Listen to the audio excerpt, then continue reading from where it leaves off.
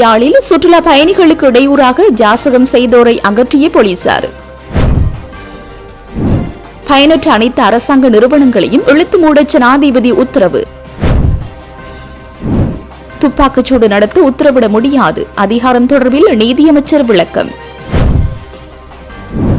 தேசிய லொத்தர் சபை ஊழல், ரவி கருணாநாயக்கவுக்கு அழைப்பாணை. யாழ் நல்லூர் திருவிழாவிற்காக விசேட தொடருந்து சேவை, அமைச்சரின் அறிவிப்பு. காணி விடுவிப்பு தொடர்பில் ஜேவிபி அரசாங்கத்தின் நிலைப்பாடு என்ன? இபிடிபி கேள்வி. இரு நாட்டு உறவுகளை வலுப்படுத்தும் ஊடகத்துறை, இந்திய உயர்ஸ்தானிகர் சந்தோஷ் ஜா பெருமிதம். உயிர்த்த ஞாயிறு தின தாக்குதல் விவகாரம், சுரேசாலை தாக்கல் செய்த மனு மீதான விசாரணை ஒத்திவைப்பு. 246 பயணிகளின் உயிரை காப்பாற்றிய விமானி, சற்று முன் கட்டுநாயக்கவில் விமானம் தரையிறக்கம். களஞ்சிய சாலைகளில் தேங்கியுள்ள நெல்லை உடனடியாக அகற்றிவிட்டு விவசாயிகளிடமிருந்து துரிதகதியில் நெற்கொள்வனவை மேற்கொள்க, ரவிகரன் எம்பி வலியுறுத்து.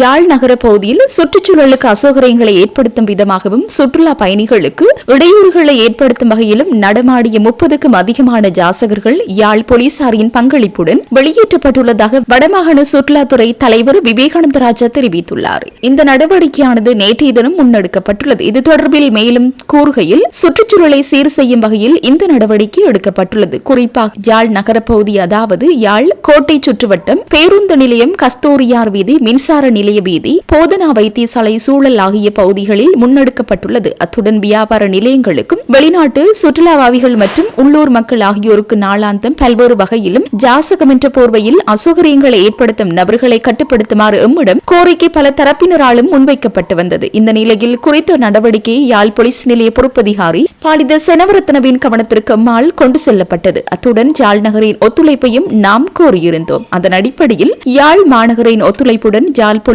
நிலைய பொறுப்பதிகாரி பாலித செனவரத்னவின் வழிநடத்தலில் குறித்த நடவடிக்கை எடுக்கப்பட்டது. இந்த நடவடிக்கையின் போது வெளி மாவட்டங்களைச் சேர்ந்த 30 ஜாசகர்கள் மற்றும் வியாபார செயற்பாடுகளை முன்னெடுத்து வந்தோர் போலீசாரால் கைது செய்யப்பட்டு யாழ் போலீஸ் நிலையத்திற்கு கொண்டு செல்லப்பட்டு தரவுகள் பெற்றுக் கொள்ளப்பட்ட பின்னர் குறித்த நபர்கள் அவரவர் சொந்த இடங்களுக்கு அனுப்பி வைக்க நடவடிக்கை எடுக்கப்பட்டுள்ளது. இந்த நடவடிக்கையின் போது சிறுவர்கள் பலரும் வியாபார ரீதியில் குறித்த ஜாசகம் பெறும் நடவடிக்கை உட்படுத்தப்பட்டு வந்ததும் கண்டறியப்பட்டது. இதனை அடுத்து குறித்த சிறுவர்கள் பாதுகாவலர்களாக இருப்போர் எச்சரிக்கப்பட்டு இனிவரும் நாட்களில் இவ்வாறு செயற்பட மாட்டோம் என்ற ஒப்புதலுடன் விடுவிக்கப்பட்டுள்ளனர் என தெரிவித்திருந்தார்.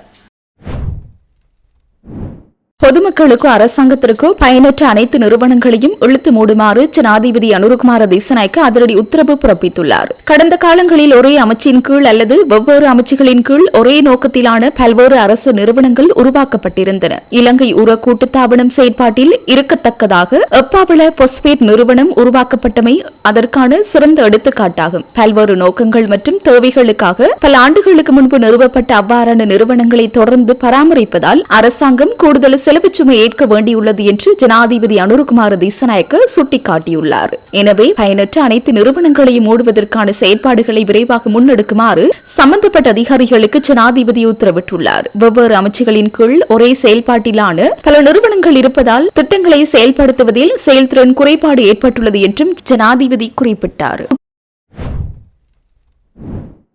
சிறைச்சாலை வளாகங்களில் ஏற்படும் கலவரங்களை அடக்க துப்பாக்கிச்சூடு நடத்த உத்தரவிடும் அதிகாரம் தனக்கு இல்லை என நீதியமைச்சர் ஹருசன நாணயக்கார தெரிவித்துள்ளார். ஊடகம் ஒன்றிய நிகழ்ச்சியில் பங்கேற்ற போது அவர் மேற்கண்டவாறு குறிப்பிட்டுள்ளார். நீர்கொழும்பு சிறையில் சமீபத்தில் ஏற்பட்ட கலவரம் மற்றும் அங்கு நடந்த துப்பாக்கிச்சூடுகள் குறித்து கருத்து தெரிவித்த அமைச்சர், சிறைச்சாலைகள் அவசர சட்டத்தின் கீழ் நிலைமையை கட்டுப்படுத்த சிறை அதிகாரிகளுக்கு மட்டுமே துப்பாக்கிச்சூடு நடத்தும் அதிகாரம் உள்ளது என்றும் கூறியுள்ளார். ராணுவம் மற்றும் போலீசார் தொடர்பில் ஒரு கட்டளை தொடர் மூலம் செயல்படுத்தப்படும் துப்பாக்கிச்சூட்டுக்கான உத்தரவுகள் சிறை அமைப்பில் எவ்வாறு செயல்படுத்தப்படுகின்றன என்பது குறித்து தனக்கு இன்னமும் ஆழமான புரிதல் இல்லை என்றும் அது குறித்து தனக்கு மேலதிக தெளிவு தேவைப்படுவதாகவும் அமைச்சர் ஒப்புக்கொண்டார். மேலும் நீர்கொழும்பு சிறைச்சாலை சம்பவத்தில் விசேட அதிரடி படையினர் துப்பாக்கிகளை பயன்படுத்தாதது தொடர்பில் எழுப்பப்பட்ட கேள்விக்கு பதிலளித்த அமைச்சர், சிறை வளாகத்திற்குள் துப்பாக்கிகளை பயன்படுத்த சிறை அதிகாரிகளுக்கு மட்டுமே சட்டப்பூர்வ அதிகாரம் உள்ளது என்று விளக்கம் கொடுத்துள்ளார். சிறை வளாகத்திற்குள் விசேட அதிரடி படையினர் துப்பாக்கிகளை பயன்படுத்த சட்டவிரோதமானது என்று அவர் மேலும் சுட்டிக்காட்டியுள்ளார். கொழும்பு மாவட்ட நாடாளுமன்ற உறுப்பினர் ரவி கருணாநாயக்க லஞ்சம் அல்லது ஊழல் விசாரணை ஆணைக்குழுவில் முன்னிலையாகுமாறு அழைக்கப்பட்டுள்ளார். ஆணைக்குழுவால் தற்போது நடத்தப்பட்டு வரும் ஒரு விசாரணை தொடர்பாக வாக்குமூலம் பெறுவதே இந்த அழைப்பாணையின் நோக்கமாகும். அதன் பிரகாரம் ரவி கருணாநாயக்க இம்மாதம் 17ஆம் தேதி ஆணைக்குழுவில் முன்னிலையாகுமாறு எழுத்துப்பூர்வமான அறிவிப்பு வழங்கப்பட்டுள்ளது. தேசிய லொத்தர் சபையின் ஒரு விசேட செயல் திட்டத்தின் கீழ் ஊழியர்களை நியமிக்கும் போது நிகழ்ந்ததாக கூறப்படும் ஊழல் குற்றச்சாட்டு தொடர்பாக விசாரணை செய்வதற்காக ரவி கருணாநாயக்க அழைக்கப்பட்டுள்ளார். இதே சம்பவம் தொடர்பாக தேசிய லொத்தர் சபையின் முன்னாள் தலைவர் ஷியாமலா பெரேராவும் முன்னர் ஆணைக்குழுவால் கைது செய்யப்பட்டு நீதிமன்றத்தில் முன்னிலைப்படுத்தப்பட்ட பின்னர் பிணையில் விடுவிக்கப்பட்டுள்ளமை குறிப்பிடத்தக்கது. எதிர்வரும் நல்லூர் திருவிழா காலத்தை கருத்தில் கொண்டு விசேட தொடருந்து சேவைகளை முன்னெடுப்பதற்கான ஆலோசனைகள் வழங்கப்பட்டுள்ளதாக போக்குவரத்து நெடுஞ்சாலைகள் மற்றும் நகர அபிவிருத்தி அமைச்சர் பிமல் ரத்நாயக்க தெரிவித்துள்ளார். நாடாளுமன்றத்தில் நேற்று வாய்மூல கேள்வி நேரத்திலேயே அவர் இதனை தெரிவித்துள்ளார். அவர் மேலும் தெரிவிக்கையில் நல்லூர் மடு மற்றும் தலதா மாளிகை ஆகிய இடங்கள் பௌத்த, இந்து, கத்தோலிக்க, இஸ்லாமின மத வேறுபாடின்றி அனைவரும் வழிபட வேண்டிய மற்றும் பார்வையிட வேண்டிய புனித ஸ்தலங்களாகும். வடக்கிற்கான தொடருந்து பாதை முழுமையாக புனரமைக்கப்பட்டுள்ளது. தற்போது தொடருந்துகள் மணிக்கு 100 முதல் 110 கிலோமீட்டர் வேகத்தில் பயணிக்க முடியும். சில குறைபாடுகள் இருந்தாலும் திருவிழா காலத்தில் மக்களுக்கு தடையற்ற போக்குவரத்து வசதிகளை ஏற்படுத்தி தர நடவடிக்கை எடுக்கப்படும் என்று பிமல் ரத்நாயக்க தெரிவித்துள்ளார். இதேவேளை காங்கேசன்துறை கொழும்பு தொடருந்து சேவை வாரத்தில் 4 நாட்களுக்கு மாத்திரம் மட்டுப்படுத்தப்பட்டுள்ளதாக தொடருந்து திணைக்களம் அறிவித்திருந்தது. தொடருந்து பெட்டிகள் இன்மையால் இந்த நடவடிக்கை மேற்கொள்ளப்பட்டுள்ளதாக கடந்த 7ஆம் தேதி வெளியிடப்பட்ட சிறப்பு அறிக்கையில் தெரிவித்திருந்தமை குறிப்பிடத்தக்கது. ஆடிப்பிறப்பு தினத்தை பொது விடுமுறை தினமாக அறிவிக்க வேண்டும் என்று நாடாளுமன்ற உறுப்பினர் ஜெயச்சந்திரமூர்த்தி ரஜீவன் முன்மொழிவு ஒன்றை முன்வைத்தார். நாடாளுமன்றத்தில் நேற்று நடைபெற்ற அமர்வின் போது மேற்கண்டவாறு பிரேரணையை முன்வைத்தார். அவர் தொடர்ந்து உரையாற்றியதாவது, ஆடிப்பிறப்பு தமிழர் மரபு, பண்பாடு மற்றும் ஆன்மீக வாழ்வுடன் நெருங்கிய தொடர்புடைய முக்கியமான நாளாகும். அதனால் அதனை தேசிய ரீதியில் அங்கீகரிக்கும் வகையில் பொது விடுமுறையாக அறிவிப்பது பொருத்தமானதாக இருக்கும். மேலும் இத்தகைய நடவடிக்கை இலங்கையின் மத மற்றும் கலாசார சுற்றுலாவை மேம்படுத்துவதுடன் குறிப்பாக இந்தியாவிலிருந்து வருகை தரும் ஆன்மீக சுற்றுலா பயணிகளை அதிக அளவில் நாட்டிற்கு ஈர்க்க உதவும். அதன் மூலம் சுற்றுலாத்துறையின் வளர்ச்சி, உள்ளூர் பொருளாதார முன்னேற்றம், சிறு மற்றும் நடுத்தர வணிகங்களின் வருமான உயர்வு உள்ளிட்ட பல்வேறு நன்மைகள் நாட்டிற்கு கிடைக்கும். எனவே ஆடிப்பிறப்பு தினத்தை பொது விடுமுறை தினமாக அறிவிப்பது தொடர்பாக அரசு சாதகமான பரிசீலனை மேற்கொள்ள வேண்டும் என்றார்.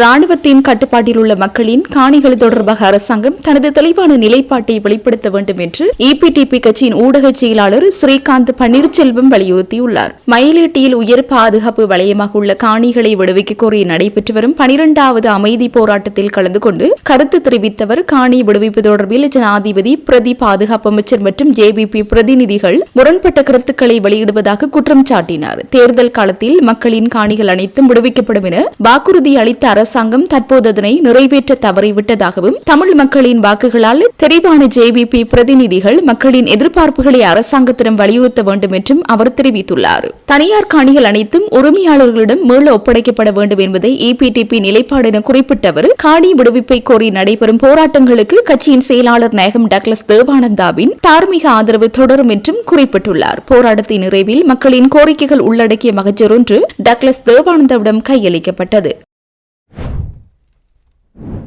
உயிர்த்த ஞாயிறு தின பயங்கரவாத தாக்குதல் சம்பவங்கள் தொடர்பில் முன்னெடுக்கப்படும் விசாரணைகளுக்கு அமைய பயங்கரவாத தடை சட்டத்தின் கீழ் கைது செய்து தடுப்பு காவலில் வைத்துள்ளமையை சவாலுக்குட்படுத்தி அரசு புலனாய்வு பிரிவின் முன்னாள் பிரதானி சுரேஷ் அளவினால் தாக்கல் செய்யப்பட்ட எழுத்தாணை மனு மீதான விசாரணை எதிர்வரும் 14ஆம் தேதி வரை ஒத்திவைக்கப்பட்டுள்ளது. மேன்முறையீட்டு நீதிமன்ற நீதிபதி ரோஹந்த அபேசோரிய மற்றும் பிரியந்த பெர்னாண்டோ ஆகியோர் அடங்கிய மேன்முறையீட்டு நீதிமன்ற நீதிபதிகள் அமர்வு முன்னிலையில் குறித்த மனு பரிசீலனைக்கு எடுத்துக் கொள்ளப்பட்டது. இதன்போது மனுதாரரான சுரேஷ் ஆலை சார்பாக முன்னிலையான ஜனாதிபதி சட்டத்தரணி சஞ்சீவ ஜெயவர்தன நீதிமன்றத்தில் விடயங்களை முன்வைக்கையில், சக்ரான் காசிம் இஸ்லாமிய அரசொன்றை உருவாக்குவதற்கான தனது திட்டத்தை 2018ஆம் ஆண்டு முதல் செயற்படுத்தியுள்ளார் என்பதற்கான பலத்த சான்றுகள் ஜனகடி சில்வா ஆணைக்குழுவின் முன்னிலையில் வெளிப்படுத்தப்பட்டுள்ளன. ISIS பயங்கரவாத அமைப்பின் கருத்தியலை அடிப்படையாக கொண்டே அவர் செயற்பட்டுள்ளார். அதனை சாலை செய்யவில்லை. கண்டி எஸ்ல பெரகரா மீது தாக்குதல் நடத்தி சிங்கள மற்றும் முஸ்லிம் சமூகங்களுக்கு இடையில் பதற்ற நிலை உருவாக்குவதே அவரது நோக்கமாக இருந்தது.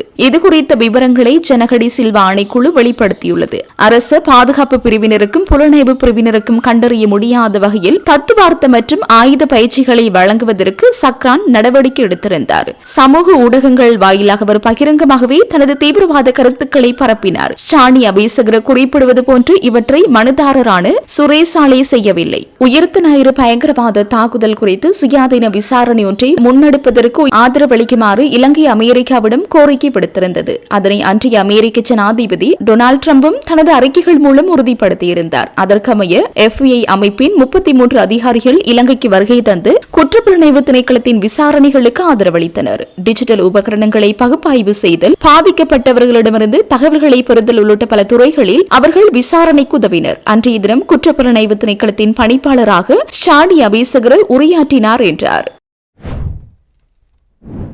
கட்டுநாயக்க விமான நிலையத்திலிருந்து ஸ்தான்புல்லுக்கு புறப்பட்ட விமானம் ஒன்று பறவை மோதியதில் 246 பயணிகளுடன் பாதுகாப்பாக தரையிறக்கப்பட்டுள்ளது. துருக்கி ஏர்லைன்ஸ் விமானம் TK731 இந்த விபத்தை சந்தித்ததுடன் பறவை மோதியதன் காரணமாக தனது பயணத்தை கைவிட வேண்டிய நிலை ஏற்பட்டுள்ளதாகவும் தெரிவிக்கப்பட்டுள்ளது. அதன் பின்னர் தரையிறங்குவதற்கு ஏற்ற அளவிற்கு எரிபொருள் இருப்பு குறையும் வரை அந்த விமானம் நீர்கொழும்பு காயல் அருகே உள்ள கடல் பகுதியில் 3 மணி நேரம் 15 நிமிடங்கள் குறைந்த வேகத்தில் பறக்கவிடப்பட்டுள்ளது. தரையிறங்குவதற்கு ஏற்ற நிலை அடைந்த பின்னர் அது காலை 10:21 மணிக்கு தரையிறக்கப்பட்டுள்ளது. இந்த விமானத்தில் 246 பயணிகள் மற்றும் 10 பணியாளர்கள் இருந்ததாகவும் ஏர்பஸ் A330 ரக விமானம் என்றும் தெரிவிக்கப்பட்டுள்ளது. சர்வதேச தொழிலாளர் அமைப்பின் இயக்குநர் உள்ளிட்ட ஒரு குழுவும் இந்த விமானத்தில் பயணித்ததாக தெரிவிக்கப்பட்டுள்ளது. விமானம் இன்று காலை 7:07 மணிக்கு கட்டுநாயக்கவிலிருந்து ஸ்தான்புல்லுக்கான 6 மணி நேர பயணத்திற்காக புறப்பட்டுள்ளதுடன் அதுவரை விமானத்தில் 9000 கிலோகிராம் எரிபொருள் நிரப்பப்பட்டிருந்தது. எரிபொருள் குறையும் வரை பறந்த விமானம் புறப்பட்ட உடனேயே பறவை மோதியது. இதுகுறித்து விமானி கட்டுநாயக்க விமான நிலையத்திற்கு தகவல் தெரிவித்திருந்தார். விமானத்தில் எரிபொருள் இருப்புடன் மீண்டும் தரையிறங்குவது சர்வதேச சிவில் விமான போக்குவரத்து அமைப்பின் சமீபத்திய விதிகளுக்கு எதிரானது. இதன் விளைவாக தரையிறங்குவதற்கு ஏற்ற நிலைக்கு எரிபொருள் அளவு குறையும் வரை விமானம் நீர்கொழும்பு கடற்காயலுக்கு மேலே 7000 அடி உயரத்தில் மணிக்கு 253 நாட்ஸ் வேகத்தில் 3 மணி நேரம் 15 நிமிடங்கள் பறக்க வேண்டியிருந்தது. தீயணைப்பு வாகனங்கள், ஆம்புலன்ஸ், மருத்துவர்கள், செவிலியர்கள் மற்றும் மீட்பு பணியாளர்களை வரவழைத்த அவசரகால தரையிறக்கத்திற்காக விமான நிலையம் தயார் செய்யப்பட்டுள்ளதாகவும் இதன்போது உறுதிப்படுத்தப்பட்டுள்ளது.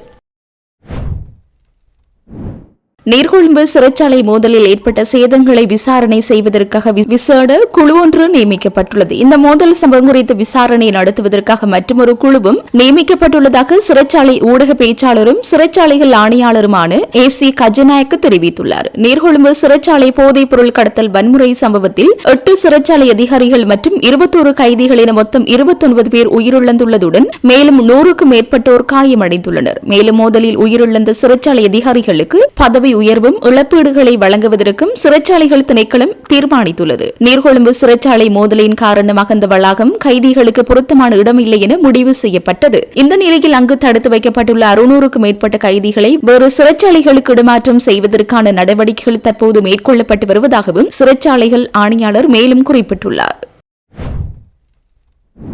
முல்லைத்தீவு மாவட்டத்தில் 3046 மெட்ரிக் டன் அளவில் 2025ஆம் ஆண்டின் சிறுபுகை நெல்லும் 4172 மெட்ரிக் டன் அளவில் 2025 மற்றும் 2026 பெரும்புகை நெல்லும் களஞ்சிய சாலைகளில் தேங்கி காணப்படுவதாக சுட்டிக்காட்டிய வன்னி மாவட்ட நாடாளுமன்ற உறுப்பினர் துரைராசா ரவிகரன் இவ்வாறு களஞ்சிய சாலைகளில் தேங்கியுள்ள நெல்லை உடனடியாக அகற்றிவிட்டு துரிதகதியில் 2026ஆம் ஆண்டிற்கான சிறுபுகை நெல்லை விவசாயிகளிடமிருந்து கொள்வனவு செய்யுமாறும் வலியுறுத்தியுள்ளார். இந்த நிலையில் முல்லைத்தீவு மாவட்ட களஞ்சிய சாலைகளில் தேங்கியுள்ள நெல்லை விரைவாக வவுனியா உள்ளிட்ட பிற மாவட்டங்களில் உள்ள களஞ்சிய சாலைகளுக்கு மாற்றம் செய்துவிட்டு விரைவாக முல்லைத்தீவு மாவட்டத்தில் விவசாயிகளிடமிருந்து சிறுபோக நெற்கொள்வனவு மேற்கொள்ளப்படும் என நெல் சந்தைப்படுத்தல் சபை அதிகாரி பதிலளித்துள்ளார். நாடாளுமன்ற குழு அறையில் இடம்பெற்ற கமத்தொழில், கால்நடை வளங்கள் மற்றும் காணி மற்றும் நீர்ப்பாசன அமைச்சின் அமைச்சுசார் ஆலோசனை குழு கூட்டத்திலே இவ்விடயம் தொடர்பில் பேசப்பட்டுள்ளது. இந்த கூட்டத்தில் கலந்துரையாடப்பட்ட விடயங்கள் தொடர்பில் ரவிகரன் ஊடகங்களுக்கு தெரிவித்தவை வருமாறு அமைச்சர் லால் லால்காந்தபின் தலைமையில் பிரதியமைச்சர், நாடாளுமன்ற உறுப்பினர்கள் மற்றும் துறைசார் அதிகாரிகள் என பலரும் இக்கூட்டத்தில் கலந்து கொண்டிருந்தனர்.